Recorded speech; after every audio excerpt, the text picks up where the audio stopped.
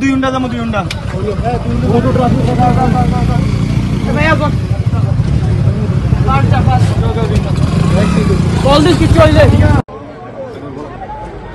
আসলে কুমিল্লার যে গুমতি নদীর যে তীরবর্তী অঞ্চল, সেই অঞ্চলে প্রত্যেক রাতেই এই মাটি খেকোদের তাণ্ডব চলে, একটা উৎসব শুরু হয়।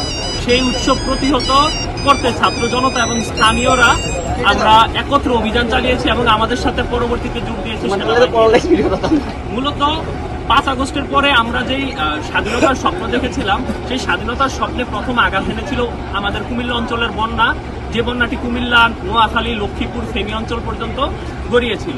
কিন্তু আমরা ভেবেছিলাম এই বন্যার যে দৃশ্য আমরা দেখতে পেয়েছি, এরপর হয়তো কুমিল্লার যেই সাধারণ মানুষ কিংবা সকলের ভিতরে একটা তাড়না জাগবে এই গুমতি নদীকে রক্ষা করার।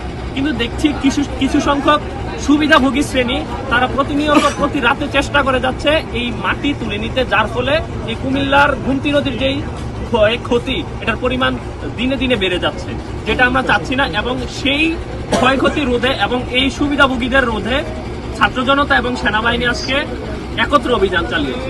এই দেশে একটা 5 আগস্ট ঘটেছে, তারপরেও এই গুমতি নদীতে যে মাটি খেকোদের যে উৎসব, এই উৎসব বন্ধ হয় নাই। আমরা দেখতে পেয়েছি এই আগস্টের পরে, এই আগস্টে যখন আমরা বন্যায় দিন রাত পরিশ্রম করি এই গুমতিকে বাঁচানোর জন্য, আমাদের যে পরিশ্রম ছিল, তারপরেও এই থেকে আমরা শিক্ষা গ্রহণ করি নাই। বন্যাতে আমাদের কি অবস্থা হয় আমরা সবাই দেখেছি। এই যে মাটি খেকো যারা আছে তাদের কি মনে একটু মায়া দেয় নাই? এই কুমিল্লাকে নিয়ে তাদেরকে কোনো পরিকল্পনা নাই? তারা কি কুমিল্লার সন্তান না? আমরা সবাই তাদেরকে চিনি। এই মাটি খেকোদের উৎসব গত রমজান মাস থেকে শুরু করে আমরা দেখে আসছি। তাদেরকে বারবার করে প্রশাসন মানা করার পরও, আমাদের ছাত্র জনতা হচ্ছে না করার পরও তাদের এই উৎসব থামে নাই। এই জন্য হচ্ছে আমরা আজকে সম্মিলিতভাবে ছাত্র জনতার উদ্যোগে আজকে আমরা এই অভিযানটি চালিয়েছিলাম। আমরা চেয়েছিলাম এই গুমতিকে কিভাবে হচ্ছে রক্ষা করা যায়। এই গুমতিকে রক্ষা করার জন্য আমাদের উদ্যোগ, আমরা যদি উদ্যোগ না নেই, এই তরুণ সমাজ যদি উদ্যোগ না নেই, এই গুমতিকে আমরা রক্ষা করতে পারবো না।